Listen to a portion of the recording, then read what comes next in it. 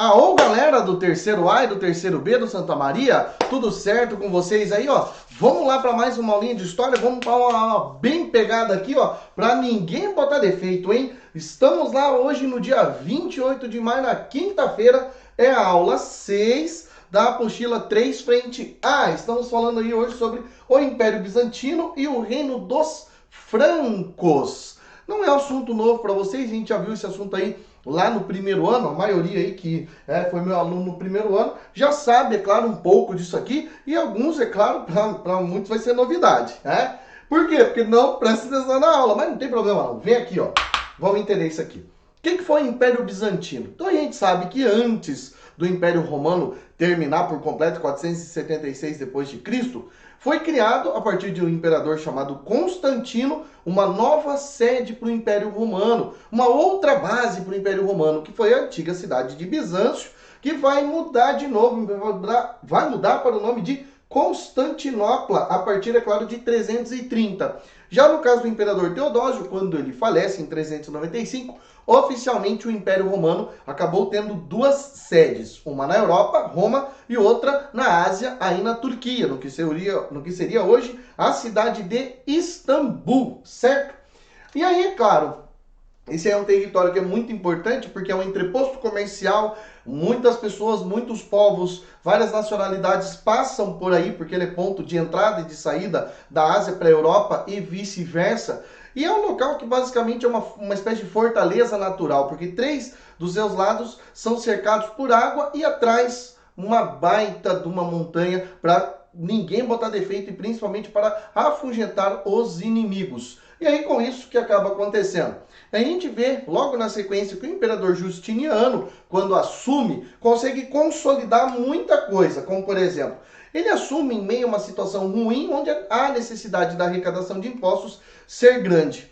E aí a população vai se manifestar contra essa arrecadação abusiva de impostos e ele sufocou essa revolta que é conhecida como revolta de Niké, ou revolta de Nica, como você preferir aí. Graças, é claro, a sua mulher, Teodora, que falou, não, nós vamos ficar e nós vamos combater essa revolta aí. E ainda bem que ele ficou, porque assim ele conseguiu consolidar uma prática política chamada aí de cesaropapismo. O que é essa prática política chamada de cesaropapismo? Olha aqui, ó. Você vê que tem duas palavras aqui, né? Então tem a palavra César, que vai significar diretamente aí essa ideia de que imperador, e papa, que é quem? Que é o chefe da autoridade máxima dentro da Igreja Católica. Então, ao mesmo tempo que a pessoa é o líder político, ela também é o líder religioso. E é exatamente esse tipo de política aí que vai dar um certo problema nas relações diplomáticas entre o Ocidente e o Oriente.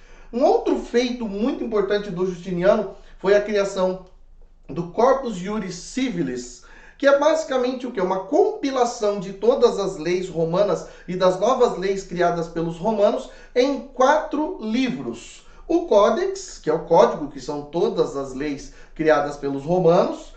Digesto, desculpa, não é digesta, tá? É digesto. Deixa eu arrumar aqui, ó. Aê! Digesto, que significa que todas as decisões tomadas por tribunais. Institutas, que é basicamente uma espécie de manual sobre como aprender e sobre como fazer a leitura jurídica, como conhecer esse manual jurídico, e aí as novelas, que são as novas leis criadas pelos romanos, certo? Bom, os outros imperadores que passaram conseguiram resistir aí até 1453, veja bem, foram mais de 1000 anos resistindo a vários ataques e principalmente, é claro, em 1453 acabam sucumbindo diante dos turco-otomanos, dos muçulmanos que pretendiam dominar esse lugar aí que é extremamente importante por ser estratégico. Agora tem uma outra característica importante aí do Império Bizantino, que é principalmente a questão das heresias. A cristandade, por influência das várias culturas orientais, tratou, é claro, de sistematizar algo um pouco diferente, que é principalmente essa relação religiosa aí relacionada ao monofisismo. Então, para eles, Jesus tinha somente uma natureza, ou ele era um ser humano, ou ele era um ser sobrenatural, um ser divino, não as duas coisas ao mesmo tempo. Então, Jesus Cristo, na visão deles, vai ter que ter uma ou outra natureza, tá? Em relação à iconoclastia, é o combate às imagens, já que está dito lá nos mandamentos, não irá adorar imagens, então não vai adorar, então eles começam literalmente a destruir todas as imagens. E aí, claro, o cisma do Oriente. O que foi o cisma do Oriente? Foi aquela divisão feita então pelo patriarca da igreja do Oriente, Miguel de Cerulário, que vai fazer o seguinte, olha, então agora nós não precisamos mais depender da igreja do Ocidente. E aí aqui basicamente criam-se duas novas igrejas. Aqui a gente tem, a Igreja Católica Apostólica Romana, Igreja Católica Apostólica Romana, que é aquela que tem sede em Roma, que é aquela que tem como idioma oficial o latim, e é aquela também que acaba tendo como autoridade máxima o Papa. E a outra igreja que é criada é a Igreja Católica Ortodoxa Grega, que tem como sede a cidade de Constantinopla, o idioma oficial é o grego e a autoridade máxima são os patriarcas. Uma coisa importante que a gente não pode esquecer aqui quando fala no Império Bizantino é basicamente as características econômicas, que é diferente daquilo que está acontecendo na Europa Ocidental. Aqui, automaticamente, as relações comerciais são muito mais rápidas, muito mais dinâmicas do que as relações comerciais que estavam acontecendo diretamente vinculadas ao feudalismo aí na Idade Média. Por isso, muitas vezes a gente até fala, isso aí eu acredito que você já deve ter prestado atenção, que esse aqui foi um outro feudalismo, onde na verdade aqui mais se caracteriza com as relações capitalistas, certo?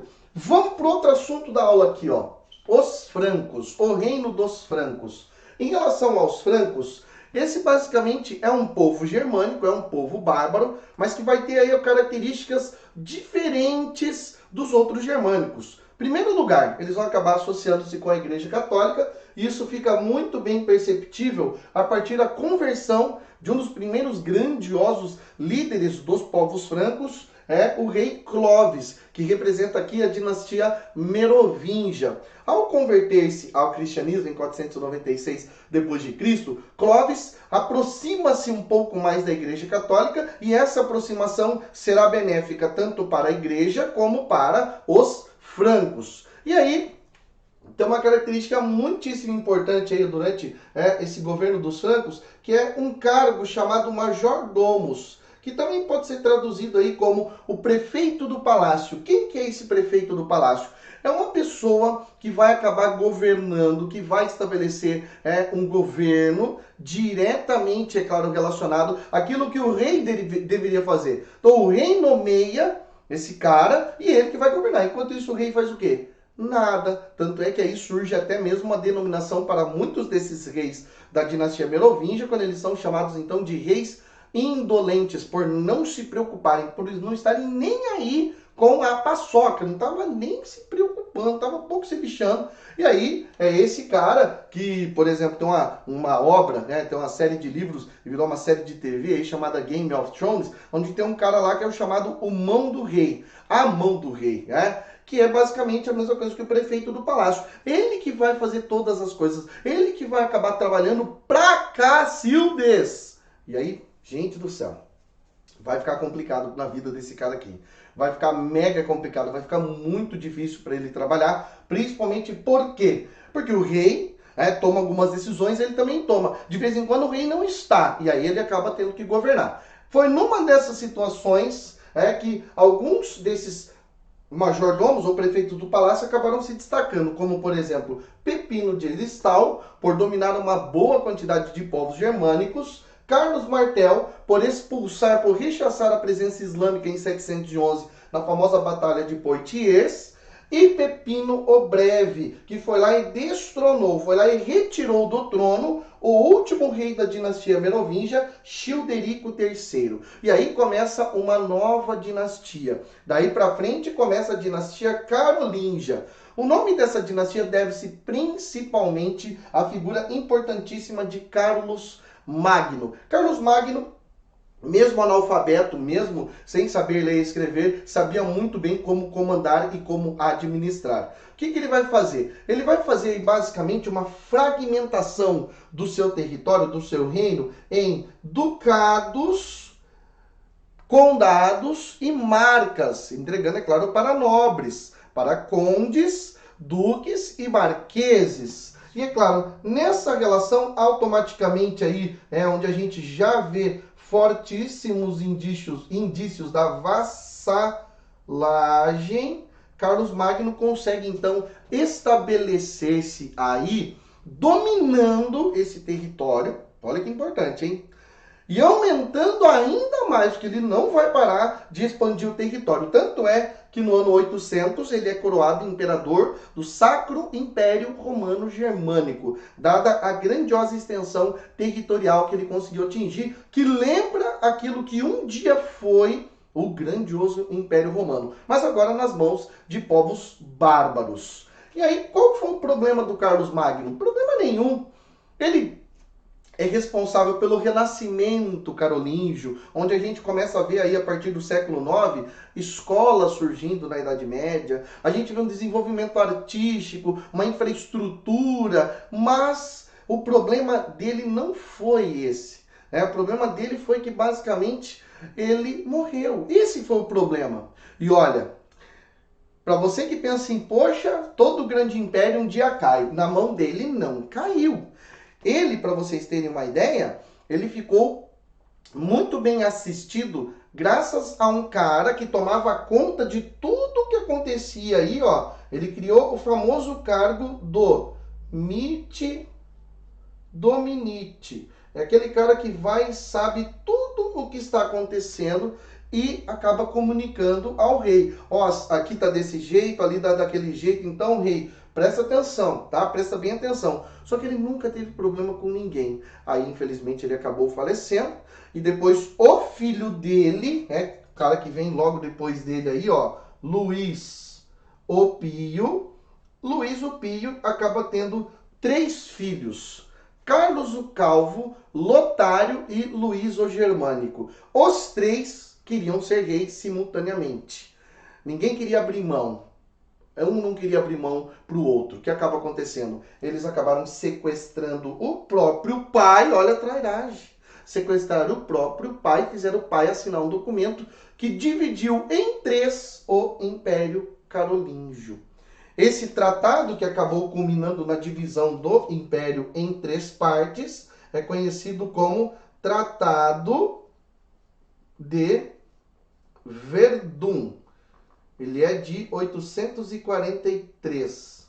Aí você pensa, poxa vida, dividiu, então vai dinamizar ainda mais o Império. Não, é aí que começa o enfraquecimento do Império, porque nenhum dos nobres, lembra dessa relação de vassalagem aqui, ó? Nenhum dos nobres que mantinham uma relação política harmoniosa até Carlos Magno, nenhum vai reconhecer a autoridade deles. E aí começa basicamente o quê? A surgirem mais e mais nobres, e aí a relação feudo-vassálica está plenamente encampada. Aí a figura dos reis acabaram sumindo automaticamente. E aí que se encontra o quê? A ideia do feudalismo. É aqui que o feudalismo vai basicamente começar a se consolidar.